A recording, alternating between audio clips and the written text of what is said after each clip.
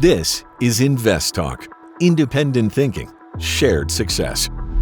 Hello. Thank you guys for the great show. My name is Preet. I'm calling from the state of Washington.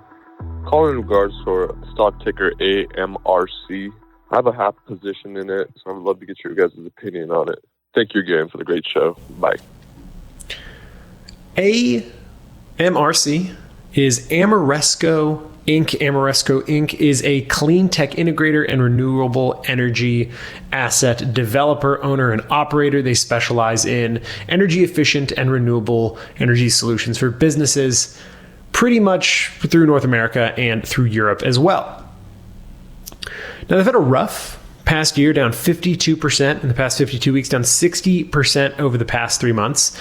And unsurprisingly, you see this inflection point in their price right here, or rather, this is their relative strength compared to the S&P 500, the S&P 500 being this green line, is really around the election, where you anticipated, the market anticipated, justifiably, correctly, that there'd be a shift in energy policy away from renewable energy. And the expectation was, like I said, pretty correct.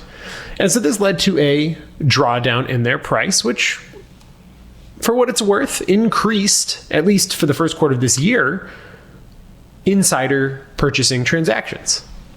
Now, from a debt perspective, they have $1.7 billion worth of debt on a, let's see, how big is this company? About $591 million market cap company. So highly levered, right? Their interest coverage ratio is below 1.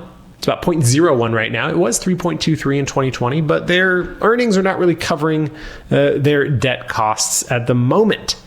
Now, their revenue has grown, but that's started to taper off as well, but still 15.3% on an annualized basis over the past 5 years.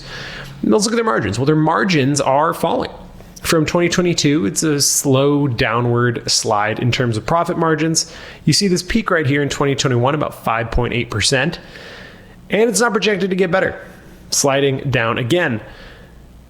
And as expected, because of this, they're trading at some pretty low valuations. You know, I think that this is an industry that is incredibly tied to fiscal policy. And so because of that, with the overarching macro hang, with what we've been talking about and will talk about today, again, I think for now I would stay away from Ameresco, that is ticker AMRC. If you have a half position, may not be necessary to fully sell out of it, but I don't see a huge turnaround here. I mean, take a look at it from a technical perspective. It does not, this is the Momentum Factor ETF. This is not what we're looking at, but trust me when I tell you from a technical perspective, it doesn't look very good. So I would look to allocate elsewhere. Thanks for the call. Looks like we got our first live call. Sid from North Carolina has a question about Disney. Do you own it or are you looking to buy it? Hi, Luke. Good evening. Thanks for taking my call. Yes, I do have less than 1% of my portfolio. I picked up at around 100, 102. And till now it was holding well until last couple of days of all these washout. It's around right now 52 weeks low. I'm just wondering, in your opinion, would there be any long-term tariff impact on this kind of the name, or what do you think about adding more or holding these positions? Really appreciate your time and the input. Thank you so much. Yeah, well, this is a great question. So I think everybody out there, hopefully, I expect knows about the Walt Disney Corporation theme parks. Was just there the other day. There's actually a fire at the one in LA today. Besides the point. But I think the core of the question is looking at companies that will be affected by these tariffs.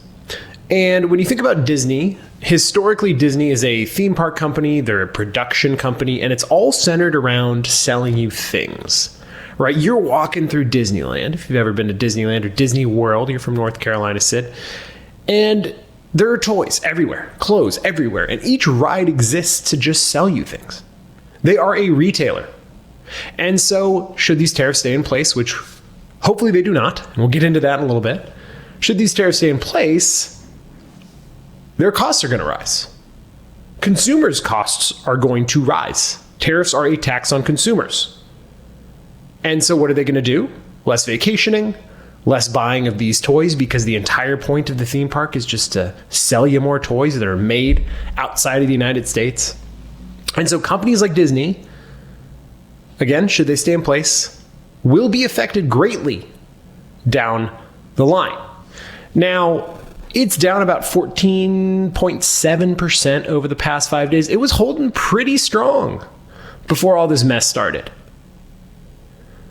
But again, I want to point out to you, we don't know what's going to happen going forward. Nobody expected them to be as crazy and bad as they were.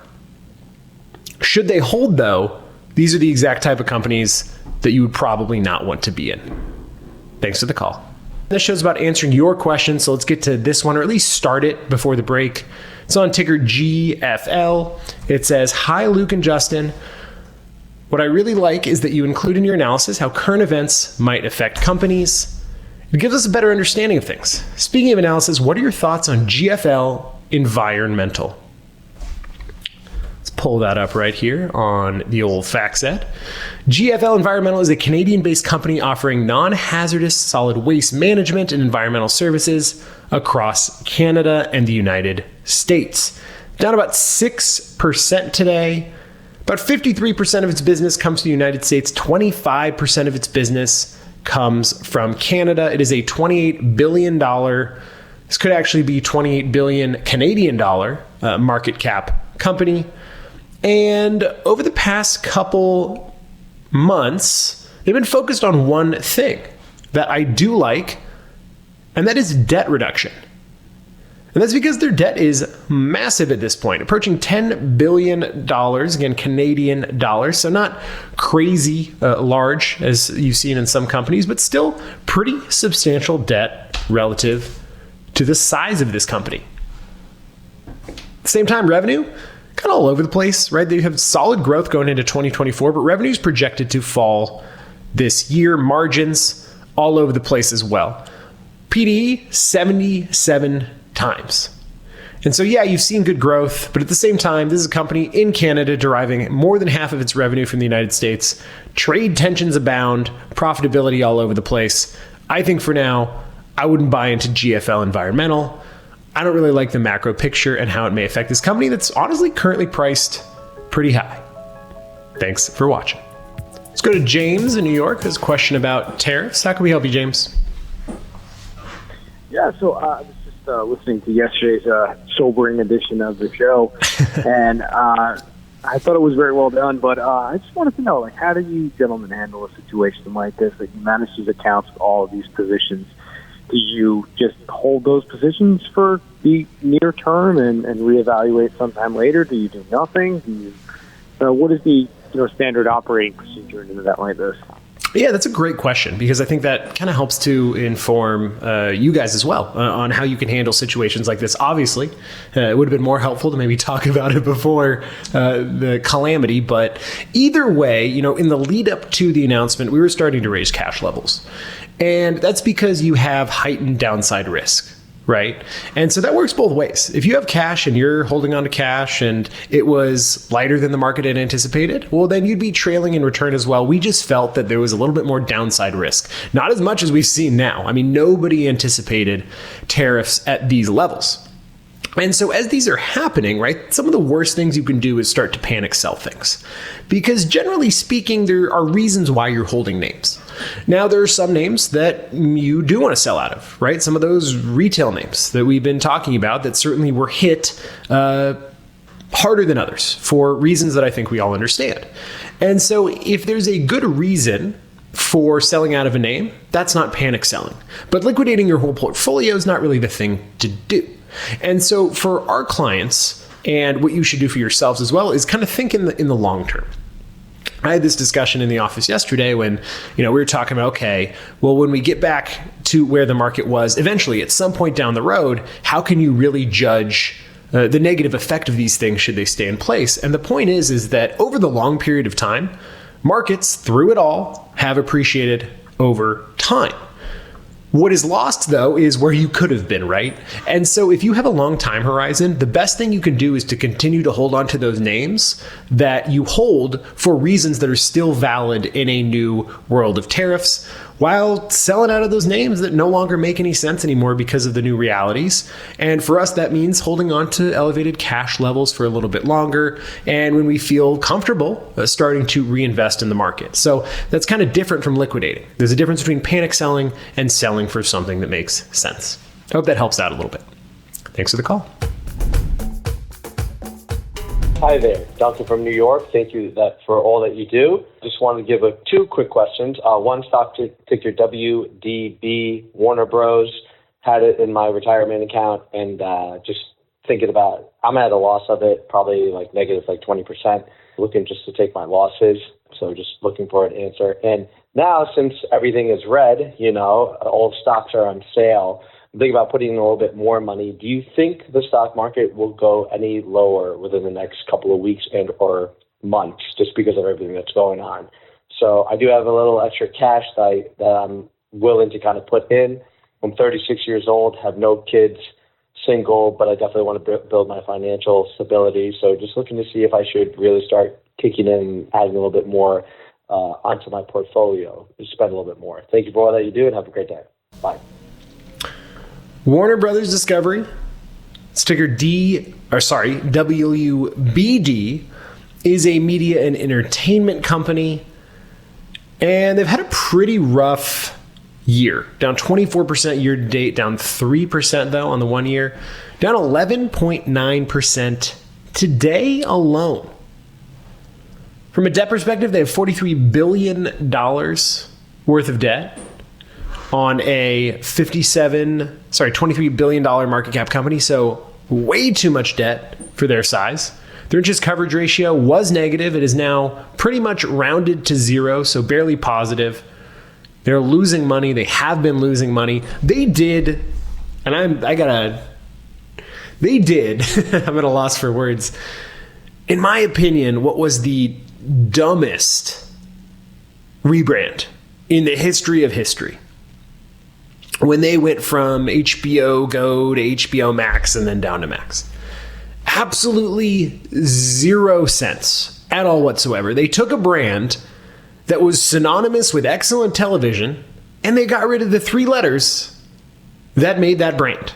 And that is just a small part of the problems that they have had. Now they've recently changed the color to make it more monochromatic, to harken back to those days of HBO, but the damage is done. And so that alone tells you that this company is not particularly run well. This relative performance compared to the S&P 500 is another indicator that since 2021, it has not been run well. Their dwindling revenue since 2023 is another indicator as well. Their increasingly negative profit margins and the fact that they're trading at 0.7 times their book value. And so Warner Brothers Discovery, you're down a lot more today because again, they're down 11.9% again today. I think it's time to move on. Now, to the other question you had about stocks being on sale, is the thing about sales is they can always get more saley. And I think Justin talked about it yesterday very well, and I will echo this point. And actually, this is why I told him on the first day that this is happening. I said that if the market is not limit down, meaning it hits a circuit breaker at 7%, the market's not taking this seriously enough. And I think what the market is showing right now is they still believe that there is a easy, quick exit ramp. And so the uncertainty here is what is going to happen next. And so I said this at the top of the show, I believe that, over the weekend, I think you got to lean a little bit more bullish than bearish headed into the weekend. Maybe we get a little bit of step back. I think the upside risk is a little bit higher than the downside risk, just slightly. But things could continue to go south. I will give you this last piece from this question, and that is the primary buyers over the past week has been retail investors. Institutions, hedge funds, net sellers of equities. And so retail's buying the dip. At a certain point, retail runs out of money. For now, I'm keeping a little bit on the sidelines, not ready to invest it yet. Wait for some stability, wait for clarity. Thanks for the call. You know what, let's talk about this now. So I think it's safe to say that the Trump trade has fully unraveled. In the wake of the election headed into Inauguration Day, you had anticipation of tax cuts, deregulation, a less than maybe honest glimpse at what tariffs might be, But the idea was, well, Trump's going to be good for the dollar. Trump's going to be good for trade. It's going to be good for yields. It's going to be good for stocks. But stocks are underperforming now, right? They're down 17-ish, almost 18% from their all-time high. The dollar's weakened significantly, despite tariffs that should, in theory, support it. So why is that worrisome? Because it frankly defies expectations. And so let me give you the mechanics here. When a country imposes a tariff, the easiest way for country B to deal with country A's tariff is to devalue country B, its own currency, such that the net effect of the currency depreciation relative to the tariff means you're absorbing the costs. And so, in that timeline, you'd expect the dollar, country A's currency, to be stronger. But that didn't happen. It happened a little bit today, but it was down 1.7% in the wake of the initial news. The euro, yen, pound, Swiss franc all surged. And so why did this happen? Why is it that the dollar didn't get stronger when currency depreciation is typically what the market expects? The dollar didn't get stronger when, in times of economic stress, you flood to dollar-denominated U.S. Treasury bonds. Is it a deeper and darker warning that globally the world is not down with the tariff shenanigans and less comfortable thinking that U.S. assets and U.S. markets are risk-free? It could be. And so with the dollar weaker, what does that mean? Well, if the dollar continues to weaken and tariffs are are increased, well, that means that the cost of tariffs actually become even more expensive towards the cost of imports. Your dollar is worth less, and the tariffs make you cost more. You have to give more dollars for the same amount of goods, and even more still for the cost of the tariffs. And so this, to me, could potentially be an even more worrying trend. There are some out there who, for some reason, have this interesting idea that this whole point is to bring down yields and bring down the cost of borrowing. My pushback against that is, yeah, it's really cheap to borrow things when nobody has a job and nobody wants to borrow things. So tanking the economy in order to bring down yields doesn't really make much sense. But there's a short order worry there as well. You bring down yields, but there's no demand for U.S. debt. And so for now, we're going to be watching this trend. We're going to see how things start to progress. But as you can already tell, this is really complicated, and there's a lot going on. That's just a little teaser, I would say. We'll dive more into this in the newsletter because it's an incredibly important topic. The U.S.'s power stems from the strength of the dollar. Why is the dollar strong? Because we are a net importer of things. We bring in goods, we give out dollars. Everyone holds dollars. How will these dynamics change things? Time will tell. Now, as I told you, and as we've been saying for quite some time, we do like to give this show to you in various formats via audio, or if you want to look at our faces. I was going to say beautiful faces, but I don't like to lie to people.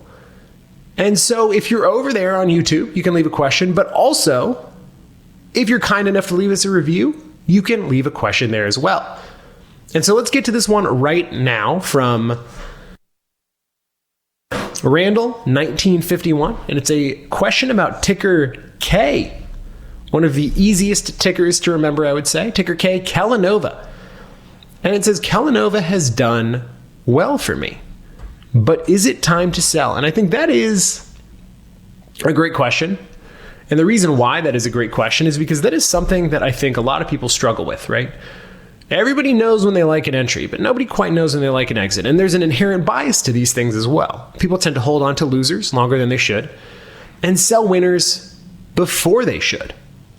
Now, on a 52-week basis, this name is up 42%, up 1.57% year to date, which doesn't sound like much compared to the returns of 2023 and 2024, but being up 1.57% year to date, pretty remarkable in this market.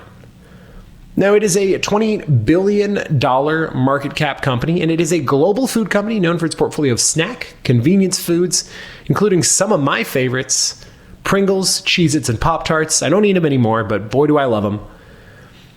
The company was formerly known as Kellogg and changed its name to Kellanova following the spinoff from WK Kellogg earlier in 2024 it spun off? 2023 it spun off? Anyway, 2023 is when it spun off.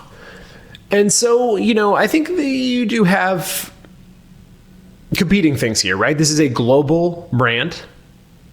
If you have retaliations against the United States, you have potential issues with importations of these types of goods. But at the same time, the market only moved it down 0.23% over the past 5 days.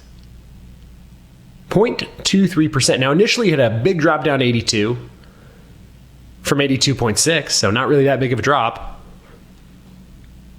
And I think its resilience tells you something. It's trading at forward-looking earnings of about 20.9 times. It's only got $6.3 billion in debt. It's got about $694 million in cash, so that's pretty solid as well. Its earnings per share has grown since 2022. Its sales, though aren't falling off too dramatically, but you know what? As its sales are falling off, its profit margins nearly doubled. I think anytime you see strength like this in a market like this, it makes you sit back and listen. But again, it is trading right now at 20.9 times forward-looking earnings. That's about at its high end of its range. And so if it starts to come down a little bit, I would keep this name on my watch list for now. It looks a little overbought, looks a little expensive. But again, the strength in the past couple days certainly makes me sit back and think. Thanks for the review. Now it's Friday, and boy, did we deserve to make it to this Friday. And on Fridays, we like to fit in a little quick rundown of key benchmark numbers. So let me hit you with that right now. 2-year Treasury yield was at 3.681% today. 1 week back, it was 3.918. 36 weeks ago, it was 3.882. 74 weeks back, it was 5.05. The 10-year yield was at 4.002% today. 1 week back, that was 4.259. 32 weeks ago, that was 3.921, and 74 weeks back, it was 4.63. Gold was priced at $3,029 per ounce today. That is $50 less than last week's price, but a lot more than 73 weeks ago, when it was $19.35. Silver today was $29.61 per ounce. That is a decrease of $4.39 over last week. But 60 weeks ago, that number was $22.80. Oil was selling at $62.53 per barrel today. That is a decrease of $6.85 compared with last week, a drastic decrease. 28 weeks back, that number was $67.79, and 70 weeks ago, that number was $74.30. By the way, a little quick comment about that. Also not a good sign economically when oil prices start to fall for non-supply related issues. Now, there's a little bit of supply issues in there, but a lot of that is demand driven. Something to watch. The national average for a gallon of regular gasoline is $3.26 per gallon, an 11-cent increase over last week. 96 weeks ago, it was $3.56, and 144 weeks ago, it was $4.25. California was averaging $4.94 per gallon. Ouch. A 24-cent increase compared with last week. My car is diesel as well, so it's probably even more expensive than that. 74 weeks ago, that number was $5.32, and 150 weeks back, the number was $5.87. For comparison, in Missouri, gas was averaging $2.92 per gallon today. That is a painful $2.02 less per gallon than gas in California. I'm new to your show, and I'm new to investing my own money. I got a little profit from some of my accounts, and I wanted to know, what business cycle do you think we're in right now? Is it early contraction, late contraction, early expansion, late expansion? I'd like your thoughts on that. Thank you for your call or your time. Yeah, it's a great question, and welcome to the InvestTalk family.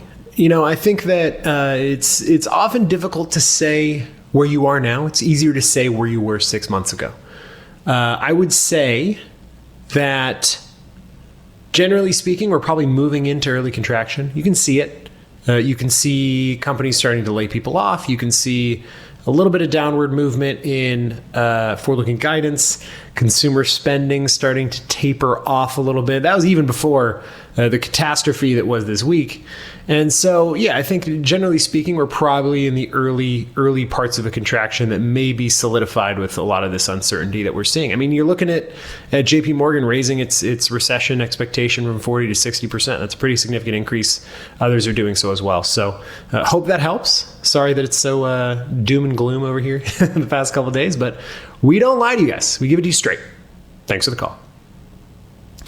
Now, the last thing I want to mention before we head off to the weekend, another effect of Trump's tariffs, is something that could hurt bank revenues, bank profits. And that is several major, I'm not talking, minor, major US IPOs have been postponed. Klarna, projected to be $15 billion, Medline, $50 billion, StubHub, Hinge Health, all due to this uncertainty for demand for US IPOs. Right? Klarna was set to begin its roadshow next week, but its debut is now on hold. Medline, backed by Blackstone, Carlyle, Hellman & Friedman, massive firms, also paused its IPO, which was projected to be nearly $50 billion. StubHub, Hinge Health, well, they first publicly announced last month that they were seeking an IPO in early April. Well, it's April now. They don't want to do it anymore. They've delayed investor outreach as well. Even eToro, the Israeli trading platform, has paused its US IPO amid all this uncertainty. And so this is contrary to the optimism for a pro-business Trump IPO boom that has now been overtaken by the fears of global recession and trade wars and hits to growth. But this is the main issue here, right? We always talk about the market likes certainty. The market hates uncertainty. And it is difficult for managers, and I would say irresponsible for managers of companies, to in a time where you don't know what the policy is going to be next week, what the prevailing macro conditions are going to be next week, to do something as critical as an IPO, to make decisions about opening billion-dollar factories. And so herein lies the problem here, right? With the S&P falling 6% on Friday, again, down 17% from all-time highs, with a less than expected weakening of the dollar over the past 2 days. Uncertainty. That is the name of the game. That is where we are. And so bankers are warning, if tariff rhetoric starts to intensify, you could see IPO activity, which is a big boon to revenue and profits of a lot of these investment banks, which inherently, in turn, go back to all of us shareholders. They think that this activity could stall well in to the second half of 2025. Only time will tell. Now, I want to end the show by saying once again, it was a interesting week in markets. And I am somebody that has, for a while, been pretty bearish on the tariff thing. It even caught me by surprise, the degree to which tariffs were assessed and the nonsensical calculation methodology for what tariffs are apparently imposed upon us. But still, I want to remind you, volatility happens. Downturns happen. The most important thing is the people that we invest for, our families, and keeping in mind that all things shall pass. Stay focused, stay concentrated, stay educated. I'm Luke Guerrero. This completes another InvestTalk program. We thank you for listening, and we encourage you to tell your friends and family members about our free podcast downloads. You can get yours and they can get theirs over at Google Play, iTunes, and Spotify. And as we showed today, if you leave a review on iTunes with a question, we're going to answer that puppy. Remember, we can help you better understand your risk number, optimize your 401k, and help you better understand your portfolio dynamics. We offer free portfolio reviews. It all starts with the click of a button over at investtalk.com if you're interested. It is a free and confidential service, and we love talking to you guys. Independent thinking, shared success. Now more than ever, enjoy your weekend.